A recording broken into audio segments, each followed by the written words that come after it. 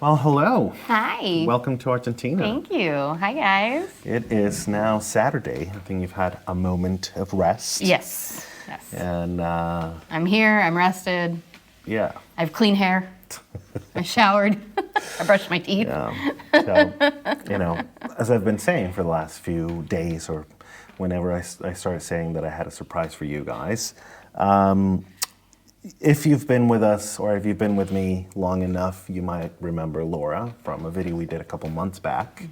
Because it's always interesting for me to get the perspective of other people who are going through similar things, and you also are going through your own weight loss journey. Yeah. You've had your own struggles and Yeah. stuff like that, and so I think now that you're here, it would be a great opportunity for us to just do this again, especially because I feel like I'm kind of lost. Or I guess it's better if I say it. I've been feeling lost, and now I'm working on finding my way again, trying to figure out some of these things. And I don't know, since you were with me from the beginning, or the beginning of not only this time, but you and I throughout the years have struggled with weight and have gone through different iterations of weight loss programs and stuff like that. I guess in a way you could say we have been weight loss buddies. Kind of, yeah. For, over the years. Yeah, and so, sure. I don't know. I thought it would be interesting to get your perspective on what I think is going on. Sure. Absolutely. Because I feel like back in February when I started and you were there for that, I was feeling so energized and so ready to do this, and that has waned over the last few weeks. And I've been saying that I feel like this coming up is like version 3.0. Like version 1.0 was back in the States when I first started and I had all the energy. Then I got here and I feel like I got punched in the face and I lost my momentum, my systems. You're a little dazed from the change. Right. Sure. And then now I'm sort of coming out of it, and I've been trying to re-energize, coming up with things. And there were things that were very positive and that have contributed a lot, like coming up with this idea of we can make it a little bit of a challenge with a 200 by 40 type thing, using my affinity for big dates and stuff like that. And so doing that has been positive, but in terms of the daily commitment to doing this, which is at the end of the day, I feel like we can bullshit our way through any number of things, but at the end of the day, it requires a daily effort that I simply have not been able to really get. Kind of get to, yeah. Well, I think that, you and I have talked offline about a lot of this stuff. I think when we start a new project, whatever it is, there's a lot of excitement about it. We're very energized about it.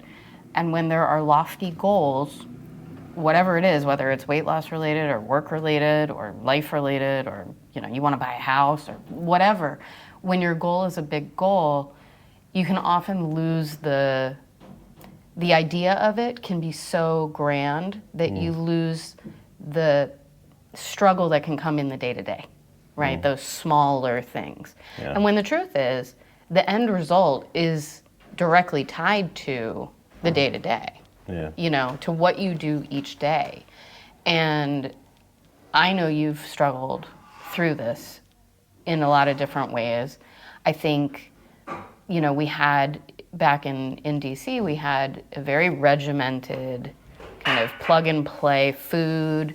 You were using the shakes a lot and the pre-made foods a lot to make that bar as low as possible for you to jump. And then I think you found some momentum in that, but then you shook it up by leaving the country, and then you didn't have those supplements that you could buy, the shakes you could make, those kinds of things. So that adds in a new challenge. But in the long run, you're learning how to manage when you're outside of that bubble, right? And we don't all live in a bubble all the time. So especially people like you and me who travel a lot, we change our environment a lot. You are actually learning, even though you've struggled, and you could say you had some, I wouldn't call them step backs, but side steps. Where maybe you weren't doing what you would consider your best, Yeah. but you were learning how to navigate in a way that you didn't have in DC, because in DC we could be so regimented. Right.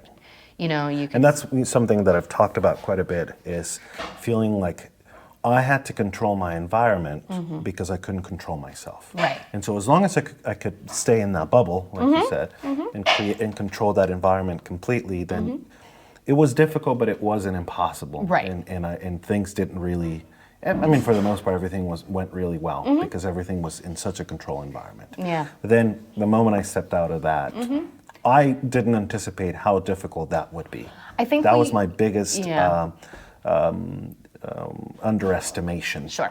And I think that's natural. I think as humans, we are really bad at recognizing, or not recognizing, but anticipating to an accurate extent the difficulty of something.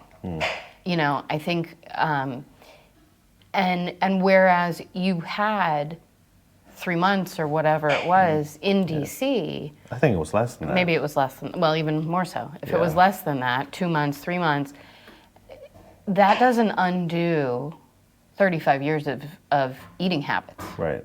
You know? Yeah. And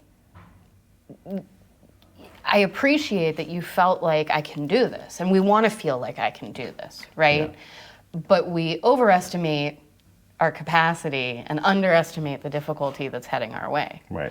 So, but I think it's really important to recognize that in leaving the DC bubble, you're then, like, maybe this is why I'm calling it a sidestep, not a back step or a step back or a slide or anything, because what you have done is then shift it up to give yourself a new challenge. Yeah. And learn how to find a way to do the thing that you want to do, achieve the nutritional goals, achieve the activity goals, in a different environment where you don't have the infrastructure that you do at home, or in DC, because Amazon is so easy. You can order anything and have it in 2 days. You've got then we also gyms have so many galore. other products and things. Exactly. Now, something interesting now that you mentioned that is that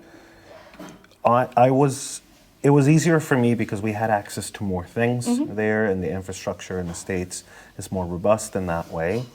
But I was having a more difficult time meeting my activity goals. That's what I was going to say. And then I get here and my activity kind of just naturally goes through the roof because we're in the middle of Buenos Aires. Public transportation is fantastic here. Right.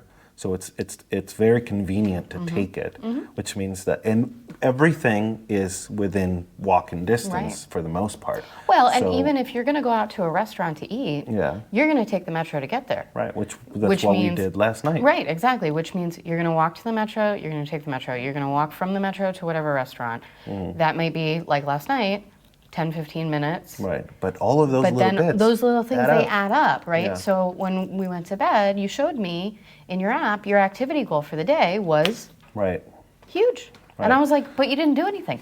But you did. Right. You went out to run a couple errands while I napped. We went out to dinner. Right. You know, it seems silly, but those are the things I think in life that we lose track of, because you're just living your life. Right. But in order to do the things that you want to do, you have to accomplish them different ways. Right. In DC, we've got a car. We live in the suburbs. You know, it's not like we live in the middle of the city where we're taking public transportation all the time and doing that stuff. That might be more of the case. Right. So, like, when I'm home, I have to consciously do activity. Right. You living here, you're naturally doing activity. Right. It's built into your life in a way that it isn't in DC. So food may be different here, but activity is also different here. Right. And it reminds me of when I went to grad school, when I was living in Boston. I lived in Boston. I lived just outside of Boston, but similar to here, I was very close to public transportation. If you guys know the Boston area, you know this, but if you don't, driving in Boston and parking in Boston is a huge pain in the ass. And I actually gave up my car. I was like, you know what, same thing. I live near a train station. There it's called the T, the subway. I lived near a T station. I was in grad school, and my grad school was in Boston Commons in downtown Boston, and it was a close Yeah. walk from there. So I did, and you know what? I lost a bunch of weight just by exactly the Just same thing you're being- doing. Yeah. A little more conscious about food and just being active. Right. Just this No, natural. I haven't really. I was also thinking when you were saying that I was taking side steps. I feel like I've been sidestepping ever since I got here. I guess in some ways, I've gained more experience that is helping in the long run. But I've been sidestepping and weight-wise since I got here. Because I Yeah. remember you mentioned something right before, or a couple of weeks before I was about to leave, and I'd been losing so much weight at the beginning, which That's natural. It's natural at the beginning of, Yeah. of a weight loss journey.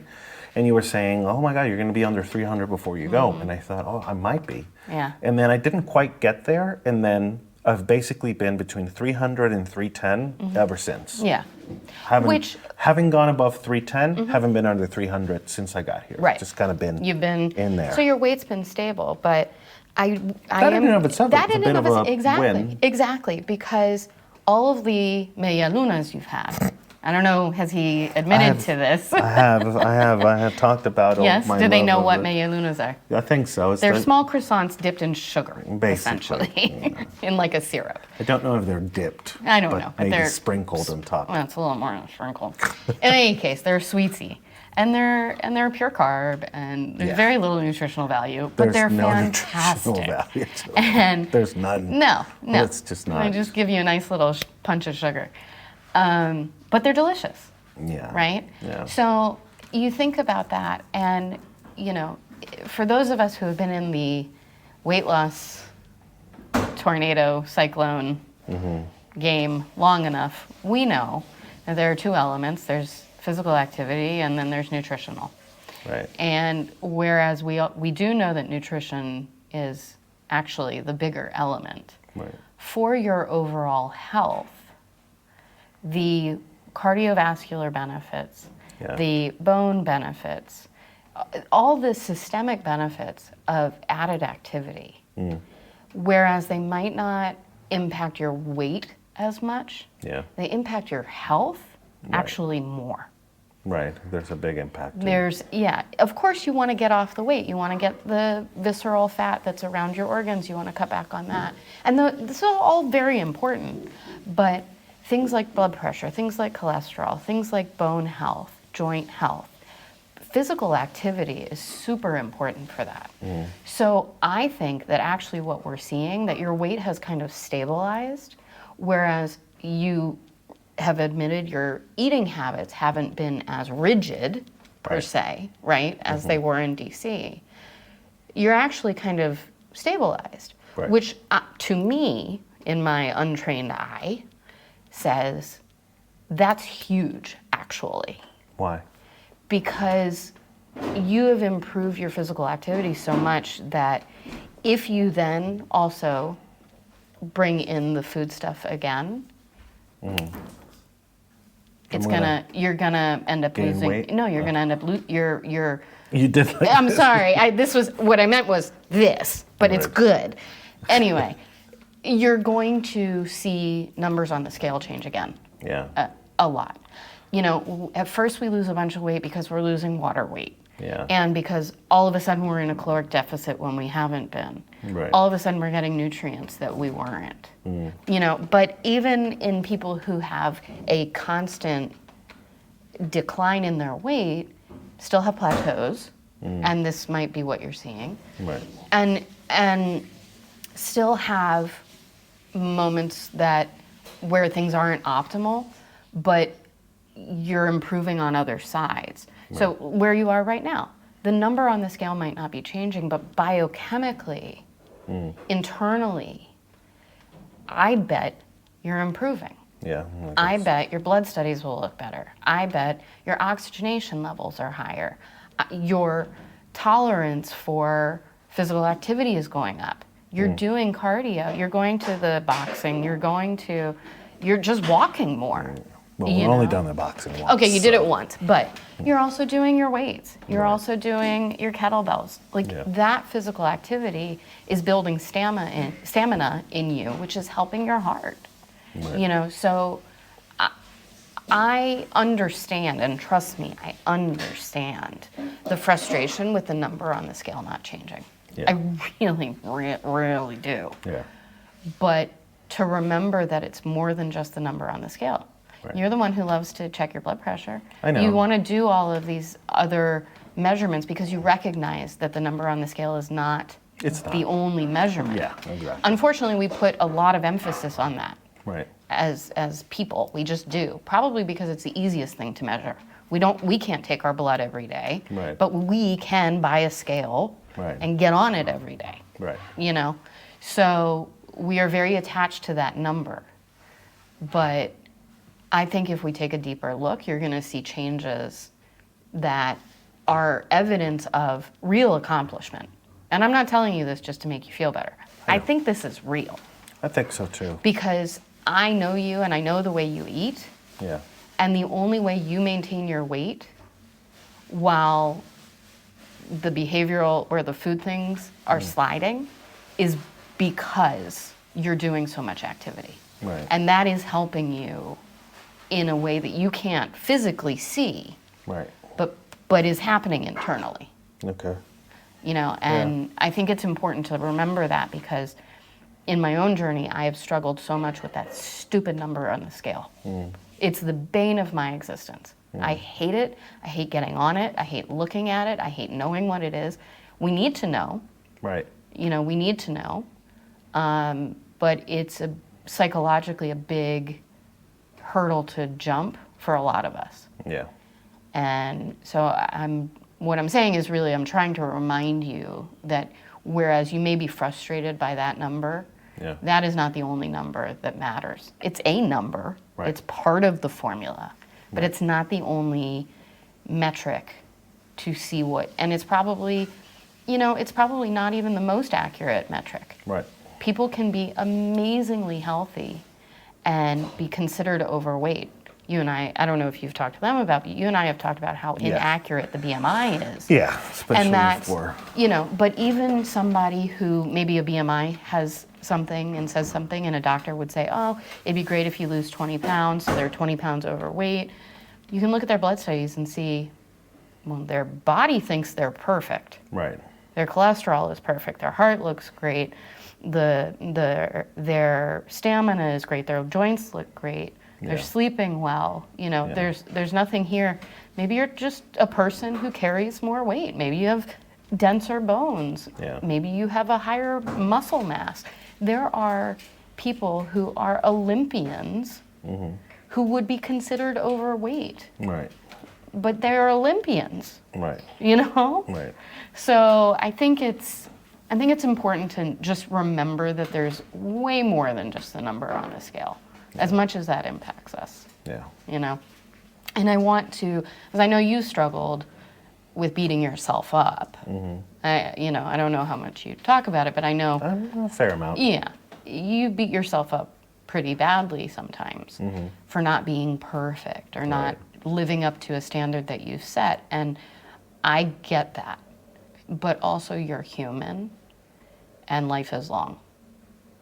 And on your journey to lose 150 pounds, you are still on the journey. Right. You may not be sprinting like you were, but you have not left the path. Right. Which is something that I actually have mentioned. Yeah. Making sure that I'm still posting these videos daily means that I'm still committed. That has been a big thing for me. Yeah. The commitment has not disappeared, and I'm not gearing up to start again at some point later in the future. We're in it. Yeah.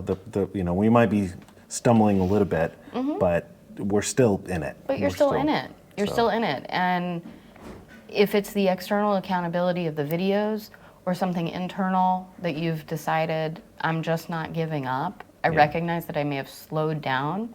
I may be walking instead of running. Yeah. You're still on the path. You're still moving forward. Yeah. And it's more than just, is the scale going down? It's what are the things in here that are changing? Yeah. Is your relationship with food changing? And that is a process. Right. You can't tell me, well, it's been 160 videos and I still feel crazy cravings and whatever, so I've failed. No, honey, this is a process. Right. It can take people years. Right. Years. And, I think that we don't look at, I'm sorry, I'm rambling, but I think that we don't look at our societal issues with food the way that we do with other substances. But there's an addiction. There's an addiction element. It's a real thing. Yeah, we've talked about this quite a bit. It's a real thing. It really is. Yeah. And it's not like heroin or cigarettes or alcohol where you don't need it to survive. Right. You can put it We down, have you talked can about this abstain before. 100%, and you find a way to abstain 100%, and you can move on with your life. No, this one you don't get to do that. Right. You still have to eat. Right. And so it's And so much perhaps of even it is more hidden in normal, like seemingly normal everyday foods. and exactly. stuff, yeah. But you also can't go to the extreme where you're gonna, censor every single little thing that you eat, and you're only gonna eat X, Y, and Z, and you're gonna only cook it yourself because that limits the rest of your life, Right. which takes away the joy from living. Right. In which case, what the hell is the point of being here? Right. To live this life if I'm not enjoying my life. Yeah. But I think that there isn't grace given. I don't think we give ourselves enough grace to recognize that this is something that hopefully you will find a way to live with, but many of us struggle with our entire lives. Right. Because you have to eat. You can't just not eat, Right. And birthdays happen, and Thanksgiving happens, and, like we've Yeah. talked about so many times offline, and I know we touched on it in our last video, what do you do when it's your birthday? Mm-hmm. Well, you're not going to have a piece of cake? You're not going to enjoy. Well, some people would say no. Well, some people would, but that's not how I work, and I think that's not how the majority of people work. Right. And we have to remember that this is a marathon, not a sprint. Yeah. And even if you're walking, you're moving forward. And I really think that's what's happening here. I think that in time, you will develop a better relationship with food. Yeah. I think if you stay on it, Yeah. you will learn what's a good everyday thing, what's a good treat, what's a once a year thing, and you'll navigate through those more smoothly. Right. But it's like water on a rock, Right. on a jagged rock. It takes centuries to wear that rock down so it doesn't have jagged edges. Right. So it's the same kind of thing, it takes time and it takes commitment. Yeah. And we're 160 videos in. You've got commitment. Right. So it just takes time. We just keep going. Well, and that's sort of, I think, is a good place to call it a day for today, Okay. because I Sounds do good. want to leave some of this conversation for tomorrow, because I want to talk about what is coming up. Yeah. And some of the challenges ahead, and some of my ideas, and see what you think about that, and Sure. we'll touch on that. You guys this is your cliffhanger. Yes. You have to stick around for the next video. Yeah. So thank you again Of course. for Of course. hanging with me today. And thank you Always. for coming down to Always. help celebrate my birthday. Yeah. Feels like a big milestone. And we'll talk about it a little bit more tomorrow. Sounds good. All right. See you then. Bye.